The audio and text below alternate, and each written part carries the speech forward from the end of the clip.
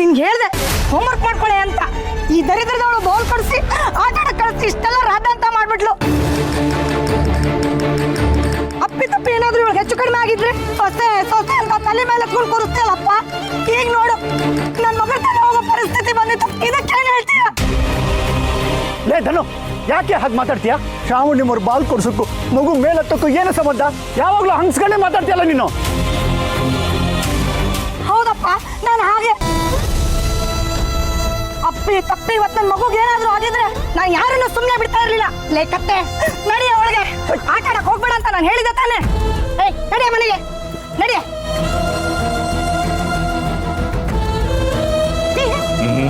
ಹಂಗೆ ಹಾಕಬೇಕು, ಹಲ್ಲು ಮುರಿಯಬೇಕು, ನೀನಳಬೇಕು, ನಾನಗಬೇಕು. ನಡೆಯಲೇ ಸಾಕು.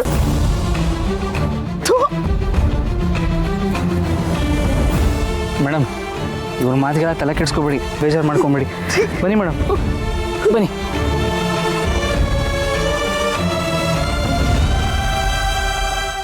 ಅಯ್ಯೋ, ಏನಾಯ್ತು ಮೇಡಮ್? ಕಾಲು ಉಳ್ಕಿದೆ ಅನ್ಸುತ್ತೆ. ಅಯ್ಯಯ್ಯೋ, ಇರಿ.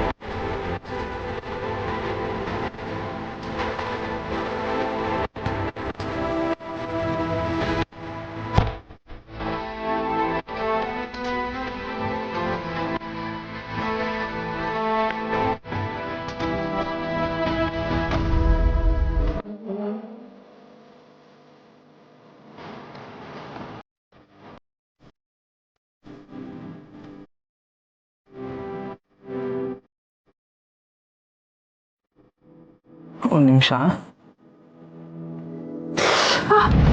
ಮೇಡಮ್, ಇದು ಸ್ವಲ್ಪ ಹೊತ್ತು ಉರಿಯುತ್ತೆ. ಅಲ್ಲ ಮೇಡಮ್, ನೀವು ಯಾಕೆ ಹತ್ತಕ್ಕೆ ಹೋದ್ರಿ ಮೇಡಮ್? ನನಗೊಂದು ಮಾತು ಕರೆದಿಲ್ಲ, ನಾನೇ ಬರ್ತಾ ಇದ್ನಾ? ಅಲ್ಲೇ ಹೊರದಿನ ಬಿಡಕ್ಕೆ ಹೋಗಿದ್ದೆ. ಹಾಗಲ್ಲ ಸುಬ್ಬು, ಐಶು ಪಾಪ ತುಂಬ ಹೆದರ್ಕೊಂಡಿದ್ಲು. ಅವಳಿಗೇನಾದರೂ ಒಂಚೂರು ಹೆಚ್ಚು ಕಡಿಮೆ ಆಗಿದ್ದಿದ್ರು ಮನೆಯವ್ರು ಎಲ್ಲರೂ ನೊಂದ್ಕೊತಾ ಇದ್ರು. ಅದಕ್ಕೆ ನನಗೆ ಆ ಟೈಮಲ್ಲಿ ಏನೂ ತೋರಿಸ್ಲಿಲ್ಲ, ನಾನೇ ಹತ್ಬಿಟ್ಟೆ. ಎಷ್ಟು ಒಳ್ಳೆಯವ್ರು ಮೇಡಮ್ ನೀವು. ಇನ್ನೊಬ್ರಿಗೆ ನೋವಾಗಬಾರ್ದು ಅಂತ ಎಷ್ಟು ಕಾಳಜಿ ವಹಿಸ್ತೀರಾ. ಇದೇನಿದು, ಸುಬ್ಬು ನನ್ನನ್ನು ಹೊಗಳ್ತಿದ್ದಾನ? ಅವತ್ತು ಒಂದೇ ಒಂದು ಕ್ಷಣನೂ ನನ್ನ ಬಗ್ಗೆ ಯೋಚನೆ ಮಾಡಿಲ್ವಲ್ಲ ಮೇಡಮ್? ನನಗೂ ತೊಂದರೆ ಆಗುತ್ತೆ, ನನ್ನ ಬದುಕಲ್ಲೂ ಅಲ್ಲೋಲ ಕಲ್ಲೋಲ ಆಗುತ್ತೆ ಅನ್ನೋದು ಅರ್ಥ ಮಾಡ್ಕೊಂಡಿದ್ದಿದ್ರೆ ಈ ಮದುವೆನೇ ಆಗ್ತಿರ್ಲಿಲ್ಲ ಮೇಡಮ್. ನನ್ನ ಜೀವನದಲ್ಲಿ ಇಂಥ ಬಿರುಗಾಳಿನೇ ಹೇಳ್ತಿರ್ಲಿಲ್ಲ. ಯಾಕೆ ಮೇಡಮ್ ಹೀಗೆ ಮಾಡಿದ್ರಿ ನೀವು? ಯಾಕೆ ಮೇಡಮ್ ನನ್ನ ಬಗ್ಗೆ ಯೋಚನೆ ಮಾಡ್ಬೇಕಂತ ಅನ್ನಿಸ್ಲಿಲ್ವಾ ನಿಮಗೆ? ಅವತ್ತು ನಿಮಗೆ ತಾಳಿ ಕಟ್ಟಿದ್ದು ನಾನೇ ಅನ್ನೋ ಥರ ನನ್ನ ಪಕ್ಕ ಬಂದು ನಿಂತ್ಕೊಂಡ್ಬಿಟ್ರಲ್ಲ ಮೇಡಮ್. ಯಾಕೆ ಮೇಡಮ್?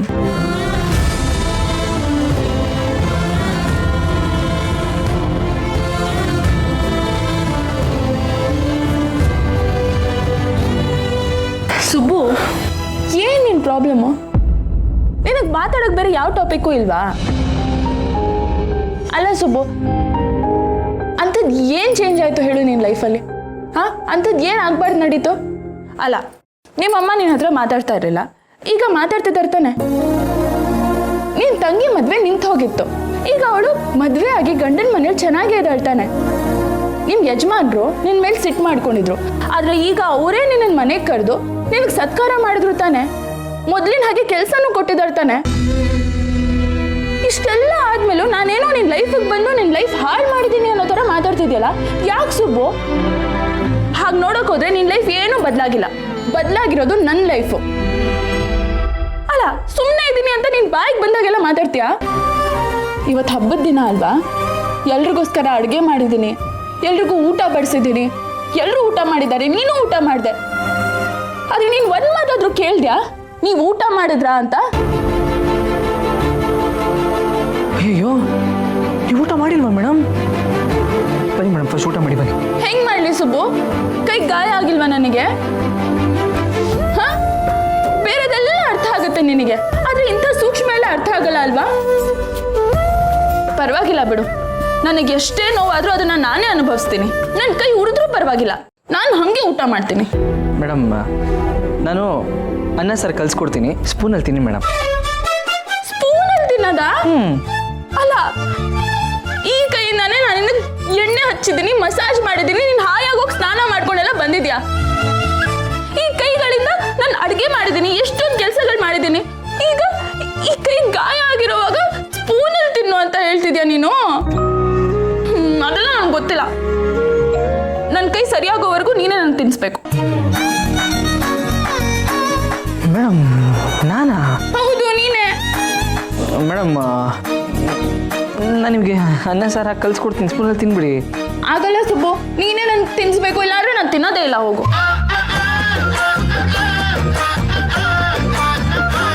ಮೇಡಮ್, ನೀವು ಇಲ್ಲೇ ಕೂತಿರಿ, ನಾನು ಹೋಗಿ ಅನ್ನ ಸಾರು ಕಲ್ಸ್ಕೊಂಡು ಸ್ಪೂನ್ ತೊಗೊಂಡು ಬಂದ್ಬಿಡ್ತೀನಿ. ಕೂತ್ಕೊಳ್ಳಿ ಮೇಡಮ್. ಸುಬ್ಬು, ನಾನು ಸ್ಪೂನಲ್ಲಿ ತಿನ್ನಲ್ಲ.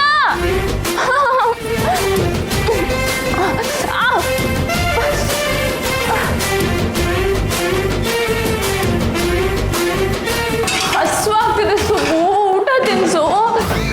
ನೀವು ಯಾಕೆ ಮೇಡಮ್ ಬರೋಕೆ ಹೋದ್ರಿ? ನಾನು ಹೇಳ್ದೆ ತಾನೆ, ತಟ್ಟೆಲ್ಲಿ ಅನ್ನ ಕಲ್ಸ್ಕೊಂಡ್ಬರ್ತೀನಿ, ಸ್ಪೂನ್ ತೊಗೊಂಡ್ಬರ್ತೀನಿ, ಸ್ಪೂನಲ್ಲಿ ತಿನ್ನಿ ಅಂತ. ನಾನು ಹೇಳ್ದೆ ತಾನೆ, ನೀನು ತಿನ್ಸೋವರೆಗೂ ನಾನು ತಿನ್ನಲ್ಲ ಅಂತ. ಯಾಕೆ ಊಟ ಮಾಡಿಸಲ್ಲ ನೀನು? ಮಧ್ಯಾಹ್ನ ನೀವು ಬಂದು ನನ್ನ ಪಕ್ಕ ಕೂತ್ಕೊಂಡಿದ್ದಕ್ಕೆ ಏನೇನಾಯ್ತು ಅಂತ ನೋಡಿದ್ವಿ ಅಲ್ವಾ? ಅದರಲ್ಲೂ ಇವಾಗ ಎಲ್ಲರ ಮುಂದೆ ನಿಮ್ಗೆ ನಾನು ಊಟ ಮಾಡಿಸಿದ್ರೆ ಏನಾಗ್ಬಿಡುತ್ತೆ? ಏನೂ ಆಗಲ್ಲ. ನೀನು ನನ್ನ ಗಂಡ, ನಾನು ನಿನ್ನ ಹೆಂಡ್ತಿ. ಗಂಡ ಹೆಂಡ್ತಿಗೆ ಊಟ ಮಾಡಿಸೋದ್ರಲ್ಲಿ ಯಾವ ತಪ್ಪು ಇಲ್ಲ. ಮೇಡಮ್, ತಪ್ಪು ಒಪ್ಪಿನ ಬಗ್ಗೆ ನೀವು ಮಾತಾಡಬೇಡಿ. ನೀವು ಅದೆಷ್ಟೇ ಹೇಳಿದ್ರು ನಾನು ನಿಮ್ಗೆ ಊಟ ಮಾಡಿಸಲ್ಲ ಅಷ್ಟೇ. ನಾನು ಅಷ್ಟೇ, ನೀನು ಊಟ ಮಾಡಿಸೋವರೆಗೂ ನಾನು ಊಟ ಮಾಡಲ್ಲ ಅಷ್ಟೇ.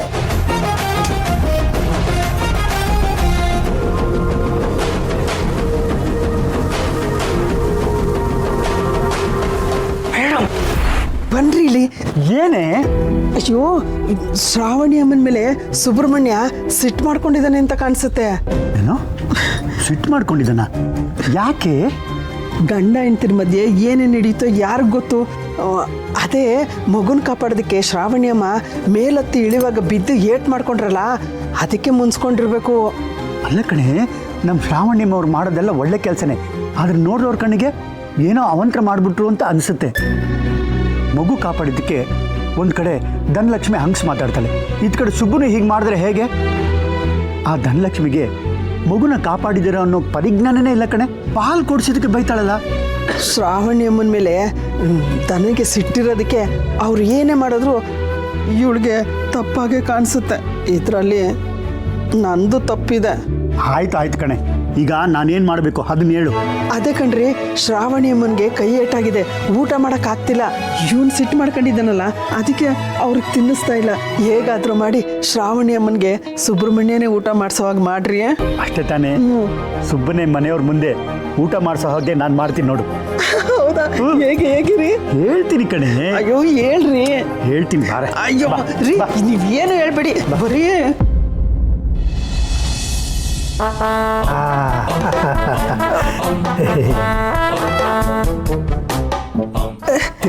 ತಿನ್ನು. ಏನ್ರಿ ಮಾಡ್ತಿದ್ದೀರಾ ನೀವು? ನಾನು ಹೇಳಿದ್ದು ಸುಬ್ರಹ್ಮಣ್ಯ ಶ್ರಾವಣಿ ಅಮ್ಮನ್ಗೆ ಊಟ ಮಾಡಿಸ್ಲಿ ಅಂತ. ನೀವು ನೋಡಿದ್ರೆ ನನಗೆ ಊಟ ಮಾಡ್ಸಕ್ ಬರ್ತೀರಾ? ಅಯ್ಯೋ, ತಪ್ಪೇನಿದೆ? ಈ ಪದ್ಮನಾಭ ಏನೇ ಮಾಡಿದ್ರು ಅದಕ್ಕೊಂದು ಕಾರಣ ಇರುತ್ತೆ. ತಿನ್ನು.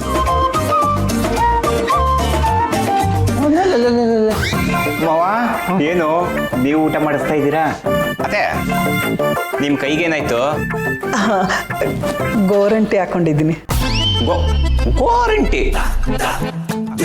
ಅಲ್ಲ ಅತ್ತೆ, ಎಲ್ರು ಹಬ್ಬಕ್ಕೆ ತಾನೇ ಗೋರಂಟಿ ಹಚ್ಕೊಳ್ಳೋದು. ನೀವೇನೋ ಹಬ್ಬ ಮುಗಿದ ಮೇಲೆ ಹಚ್ಕೊಂಡಿದ್ದೀರಾ? ಹೊಸ ಬೈಕೆ ಏನು? ಇದೇನು ಹೇಳಿದ್ರೆ ಹೀಗನ್ಬಿಟ್ರಿ? ಆಸೆ ಹಬ್ಬದ ದಿನ ಮಾತ್ರ ಬರಬೇಕಾ? ಬೇರೆ ದಿನ ಬರಬಾರ್ದಾ?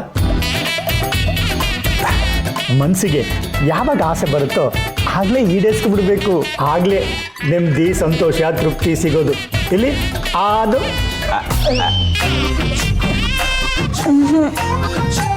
ಯಾಕೆ ನಾಚ್ಕೋತ್ಯ? ಗಂಡ ಹೆಂಡತಿಗೆ ತಿನ್ಸೋದ್ರಲ್ಲಿ ತಪ್ಪೇನಿದೆ? ಎಲ್ಲಿ ಬೇಡ ರೀ, ಏನ್ರಿ ಇದು ಎಲ್ರ ಮುಂದೆ? ನಾನೇನು ಮಗುನ? ಬೇಕಾದ್ರೆ ಸ್ಪೂನ್ ಹಾಕ್ಕೊಡಿ, ಇಲ್ಲಾಂದರೆ ನಾಳೆ ಬೆಳಗ್ಗೆ ನಾನೇ ತಿಂತೀನಿ. ಈಗ ನನಗೆ ಊಟ ಬೇಡ. ಏನಮ್ಮ ಕೈ ಗೋರಂಟೆ ಹಚ್ಕೊಂಡ್ಬಿಟ್ಟಿದ್ಯಾ? ನೋಡಿದ್ದನು ಗೋರಂಟಿ ಹಚ್ಕೋಬೇಕು ಅಂತ ಆಸೆ ಪಟ್ಲು, ಅದಕ್ಕೆ ಹಚ್ಕೋ ಅಂತ ಹೇಳಿದೆ. ನೋಡು ಕೈಯೆಲ್ಲ ಗೋರಂಟಿ ಆಗಿದೆ, ಊಟ ಮಾಡೋಕ್ಕಾಗ್ತಿಲ್ಲ. ನಾನೇ ಊಟ ಮಾಡ್ತೀನಿ ಅಂದರೆ ಬೇಡ ಅಂತಿದ್ದಾಳೆ. ಎಲ್ಲರ ಮುಂದೆ ಗಂಡನ ಕೈಲಿ ಊಟ ಮಾಡಿಸ್ಕೊಳ್ಳೋಕ್ಕೆ ನಾಚಿಕೆ ಅಂತ. ಯಾಕಮ್ಮ ನಾಚ್ಕೋತಿದ್ಯಾ? ಹೆಂಡತಿ ಕೈಲಿ ಊಟ ಮಾಡೋಕ್ಕಾಗಿಲ್ಲ ಅಂದರೆ ಗಂಡ ತಾನೇ ಊಟ ಮಾಡಿಸ್ಬೇಕು. ಗಂಡ ಊಟ ಮಾಡಿಸಿದ್ರೆ ಏನು ತಪ್ಪಿಲ್ಲ. ಬರೀ ಮನೆಯವ್ರ ಮುಂದೆ ಅಷ್ಟೇ ಅಲ್ಲ, ಊರವ್ರೆಲ್ರ ಮುಂದೆನೂ ಗಂಡ ಊಟ ಮಾಡಿಸ್ಬೋದಮ್ಮ.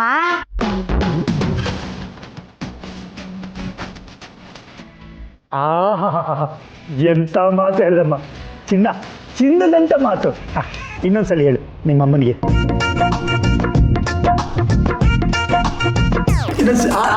ಬೇಡ ರೀ, ಆದರೂ ಎಲ್ರ ಮುಂದೆ ಗಂಡನ ಕೈಲಿ ಊಟ ಮಾಡಿಸ್ಕೊಳ್ಳೋದು ಸರಿ ಅನ್ಸಲ್ಲಪ್ಪ. ಇದೆಲ್ಲ ಅತಿ ಆಗಲ್ವೇನೆ ತಾನು? ಎಂಥದ್ದು ಇಲ್ಲತೆ. ಅಯ್ಯೋ, ಇಂಥ ಗಂಡನ್ ಪಡೆಯೋದಕ್ಕೆ ನೀವು ಪುಣ್ಯ ಮಾಡಿದ್ರಿ.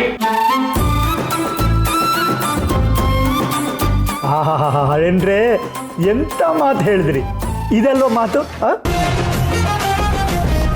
ಸರಿಯಾಗಿ ಕೇಳಿಸ್ಕೊ, ನಿನ್ನ ಮುಂದೆನೆ ಎಲ್ಲರೂ ಹೇಳ್ತಾ ಇದ್ದಾರೆ, ಗಂಡ ಹೆಂಡತಿಗೆ ಊಟ ಮಾಡಿಸಿದ್ರೆ ಯಾವ ತಪ್ಪು ಇಲ್ಲ, ಅದು ಗಂಡನ ಕರ್ತವ್ಯ.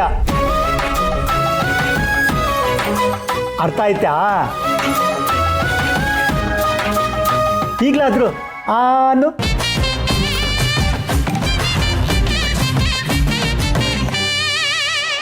ರೀ, ನನ್ನ ಕೈಗೂ ಪೆಟ್ಟಾಗಿದೆ ಅಲ್ವಾ? ನೀವೇ ತಾನೇ ಊಟ ಮಾಡಿಸ್ಬೇಕು. ಅದ್ರಲ್ಲಿ ತಪ್ಪೇನಿದೆ ಶ್ರಾವಣಮ್ಮ? ಅದನ್ನು ಕೇಳ್ತಾ ಇದ್ರಿಲ್ಲ. ಕೈಗೆ ಗೋರಂಟಿ ಹಚ್ಕೊಂಡಿರೋದಕ್ಕೆ ನಾನು ಊಟ ಮಾಡಿಸ್ತಾ ಇದ್ದೀನಿ, ಅಂಥದ್ರಲ್ಲಿ ಮಗುನ ಕಾಪಾಡೋಕ್ಕೋಗಿ ನಿಮ್ಮ ಕೈ ಪೆಟ್ಟಾಗಿದೆ. ನಿಮಗೆ ಸುಬ್ಬನೇ ಊಟ ಮಾಡಿಸ್ಬೇಕು, ಅದು ಒಂದು ಕರ್ತವ್ಯ.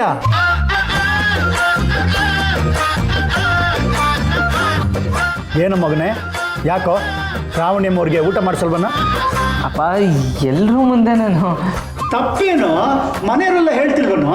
ನಿಮ್ಮ ಅಕ್ಕ ಹೇಳಿದ್ಲು, ನಿಮ್ಮ ಭಾವ ಹೇಳಿದ್ರು, ಗಂಡ ಹೆಂಡತಿಗೆ ಊಟ ಮಾಡಿಸೋದ್ರಲ್ಲಿ ಯಾವ ತಪ್ಪು ಇಲ್ಲ. ಪ್ರತಿಯೊಬ್ಬ ಒಳ್ಳೆ ಗಂಡ ಮಾಡಬೇಕಾಗಿರೋ ಕರ್ತವ್ಯ ಕಣ ಇದು.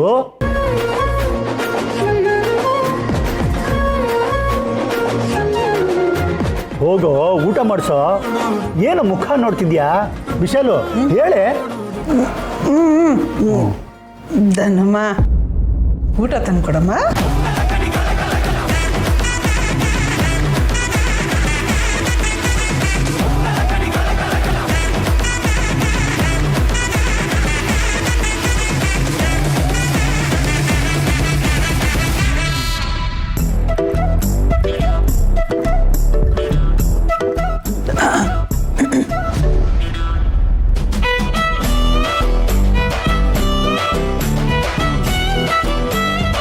ಸುಬ್ರಹ್ಮಣ್ಯ, ತಿನ್ಸಪ್ಪ.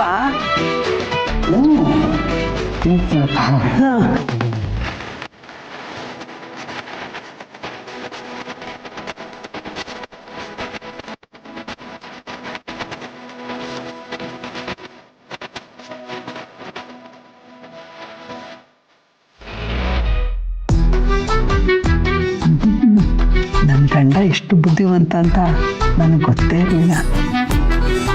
ಜಗಳ ಆಡೋ ಬಾಯಿಲಿ ಜೈ ಅನ್ನಿಸ್ಕೊಳ್ಳೋದು ಇದೆ ತಾನೇ ರೀ. ಒಟ್ಟಾರೆ ನನ್ನ ಮಗ ನನ್ನ ಸೊಸೆಗೆ ಊಟ ಮಾಡಿಸ್ತಿದ್ದಾನಲ್ಲ, ತುಂಬ ಖುಷಿ ಆಯಿತು.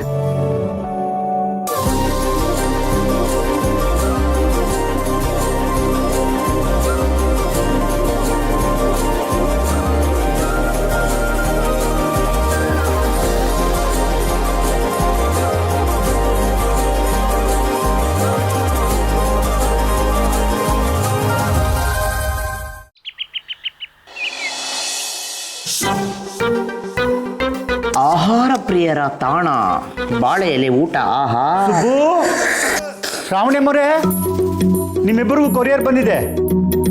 ಕೊರಿಯರಾ? ಹೂನಪ್ಪ, ತಗೋ. ನಿನ್ನ ಹೆಸರಲ್ಲೊಂದು, ಶ್ರಾವಣಿ ಮರೆ ನಿಮ್ಮ ಹೆಸರಲ್ಲೊಂದು ತಗೊಳ್ಳಿ.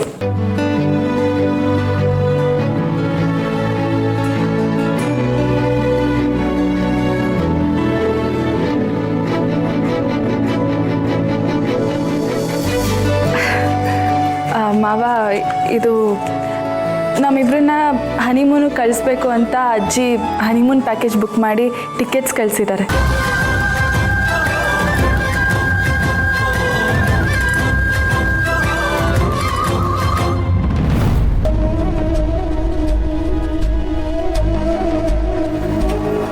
ಇದೇನು ಇದು ಸುಂದರ, ಆಸ್ತಿನೆಲ್ಲ ಬರ್ಸ್ಕೊಂಡು ಹನಿಮೂನ್ ಟಿಕೆಟ್ ಕಳಿಸಿದಾರಲ್ಲೋ. ಇವಳು ಬೇರೆ ಆಸ್ತಿ ಹೋಯ್ತು, ಹನಿಮೂನ್ ಟಿಕೆಟ್ ಬಂತು, ಡುಮ್ ಡುಮ್ ಡುಮ್ ಅಂತ ಖುಷಿಯಾಗಿದ್ದಾಳೆ. ಮಮ್ಮಿ, ಜೇಬಲ್ಲಿ ₹1 ಇಲ್ಲ ಅಂತಂದ್ರೂ ಈ ಥರ ಶೋಕಿಗೆಲ್ಲ ಏನು ಕಮ್ಮಿ ಇಲ್ಲ ಅಲ್ವಾ? ಅಲ್ವಾ? ಮತ್ತೆ ಅದನ್ನೇ ಕೇಳ್ತೀನಿ. ಓಹೋ, ಏನೋ ಮನೆಯಿಂದ ಹೊರಗೆ 4 ದಿನ ಇದ್ದು ಬರೋದಕ್ಕೆ ಇಷ್ಟೊಂದು ಸಂಭ್ರಮವೇ? Correct mummy. ಹೊಟ್ಟೆಗೆ ಹಿಟ್ಟಿಲ್ಲ ಅಂತಂದ್ರು ಜುಟ್ಟಿಗೆ ಮಲಗೆ ಹೂವು ಅನ್ನೋ ಹಾಗೆ ಈ ಅಮ್ಮನ ಕೈಯಲ್ಲಿ ಕಾಸಿಂದ ಇದ್ರು ಹೂ ಸುತ್ತು ಆಸೆ ಬೇಕಿತ್ತ? ಅಳಿಂದ್ರೆ ಅವ್ರು ಊರು ಸುತ್ಕೊಂಬಂದ್ರೆ ನಿಮ್ಗೇನು ನಷ್ಟ? ಬೇಕು ಅಂದ್ರೆ ದನನ್ ಕರ್ಕೊಂಡು ನೀವು ಸುತ್ಕೊಂಬನ್ನಿ, ಬೇಡ ಅಂದವ್ರು ಯಾರು?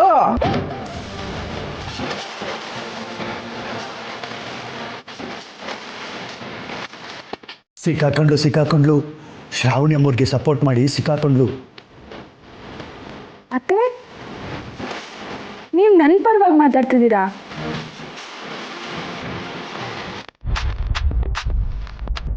ಅಯ್ಯಯ್ಯೋ, ಮಾತಿನ ಬರದಲ್ಲಿ ಶ್ರಾವಣಿ ಅಮ್ಮವ್ರ ಪರವಾಗಿ ಮಾತಾಡ್ಬಿಟ್ನಲ್ಲ.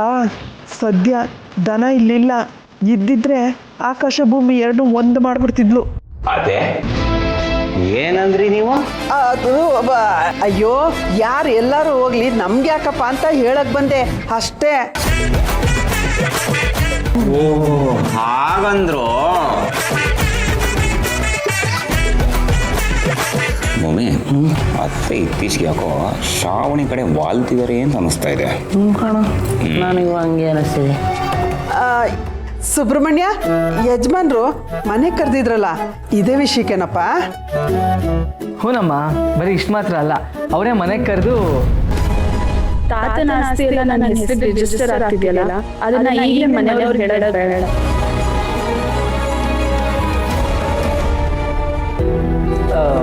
ಮೇಡಮು ಮದುವೆ ಆದಾಗಿಂದ ತವ್ರ ಮನೆಗೆ ಹೋಗಿರ್ಲಿಲ್ವಲ್ಲ, ಅದಕ್ಕೆ ಯಜಮಾನರು ನನ್ನ ಮೇಡಮ್ನ ಬರೋದಕ್ಕೆ ಹೇಳಿ ಮೇಡಮ್ಗೆ ಮಡ್ಲು ತುಂಬ ಶಾಸ್ತ್ರ ಮಾಡಿ ಈ ವಿಷಯ ಎಲ್ಲ ಹೇಳಿದ್ರು. ಸದ್ಯ ಎಲ್ಲ ಒಳ್ಳೇದಾಗ್ತಿದೆ. ಯಾರ ಕಾಲ್ಗುಣನೋ ಏನೋ, ನಮ್ಮನೆ ಶಾಂತಿ ನೆಮ್ಮದಿ ಎಲ್ಲ ಮತ್ತೆ ಬರ್ತಾ ಇದೆ. ನಂದೇ ಕಾಲ್ಗುಣ ಅಲ್ವೇ ವಿಶಾಲು? ಎಂಥ ದಡ್ಡಿನೇ ನೀನು. ಇವರಿಬ್ರು ಹನಿಮೂನ್ಗೆ ಹೋಗ್ಬಿಟ್ರೆ ನಮ್ಮನೆಗೆ ಶಾಂತಿ ನೆಮ್ಮದಿ ಎಲ್ಲ ಬರುತ್ತೇನೆ. ಅಲ್ಲ, ಇವರೇನೋ ಹೋಗಿ ಊರು ಸುತ್ತಾಡ್ಕೊಂಡು ಬರ್ತಾರೆ. ಆದ್ರೆ ನಮ್ಮನೆ ಮಗಳು ವರಲಕ್ಷ್ಮಿ, ಅವಳು ಮದುವೆ ಆದಾಗಿಂದ ಈ ಮನೆಗೂ ಬಂದಿಲ್ಲ, ಹೊರಗಡೆನೂ ಸುತ್ತಾಡಿಲ್ಲ. ಇವರಿಬ್ರು ಸುತ್ತಾಡೋದು ನೋಡಿ ಅವಳಿಗೂ ಅನ್ಸಲ್ವೇನೆ ನಾನು ಹೊರಗೆ ಹೋಗ್ಬೇಕಿತ್ತು ಗಂಡನ ಜೊತೆಗೆ ಹನಿಮೂನ್ಗೆ ಅಂತ? ಅವಳು ಬಂದು ಅವತ್ತು ನಾವು 4 ಜನ ಹನಿಮೂನ್ ಹೋಗೋಣ ಅಂದ್ರೆ ನಮ್ಮ ಕಾರ್ತಿಕೇಯ ಒಪ್ಲಿಲ್ಲ. ಆದ್ರೆ ಇವತ್ತು ಅವ್ರ ತವ್ರ ಮನೆಯವರು ಇವರಿಬ್ಬರಿಗೆ ಮಾತ್ರ ಹನಿಮೂನ್ ಟಿಕೆಟ್ ಕಳಿಸಿದ್ದಾರೆ. ಪಾಪ ಆ ಹುಡುಗಿ ಏನ್ ಅನ್ಕೊಳ್ಳಲ್ಲ ಪಾಪ. Correct mummy. ಹೋಗಂಗಿದ್ರೆ ಇವ್ರ ಜೊತೆ ಅವರು ಹನಿಮೂನ್ಗೆ ಹೋಗ್ಲಿ, ಇಲ್ಲ ಅಂತಂದ್ರೆ ಇವ್ರ ಟಿಕೆಟ್ನಲ್ಲೇ ವರದಾ ಮತ್ತೆ ವರಲಕ್ಷ್ಮಿ ಇಬ್ರು ಹನಿಮೂನ್ ಮುಗಿಸ್ಕೊಂಡ್ಬರ್ಲಿ. ಹೆಂಗಿದೆ ಐಡಿಯಾ? ಹೌದು ಕಣ, ಮನೆ ಮಗಳ ಚೆನ್ನಾಗಿರ್ಬೇಕು. ಅಷ್ಟೊಂದು ಲೆಕ್ಕಾಚಾರ ಹಾಕ್ಬೇಡಿ. ಬೇಕೆ? ವರ ಮತ್ತೆ ವರದಾನು ಹೊಸದಾಗಿ ಮದುವೆ ಆಗಿದ್ದಾರೆ ಅಂತ ನಮ್ಮ ಅಜ್ಜಿಗೂ ಗೊತ್ತು. ಅವ್ರು ಎಲ್ರೂ ಮಕ್ಕಳಾಗೆ ನೋಡೋದು. ಹನಿಮೂನಿಗೆ ನಾವು ಮಾತ್ರ ಹೋಗ್ತಿರೋದಲ್ಲ, ಇದು ನಮ್ಮಿಬ್ರು ಟಿಕೆಟ್, ಇದು ವರ ಮತ್ತೆ ವರ್ಧನ್ ಟಿಕೆಟ್ಸ್.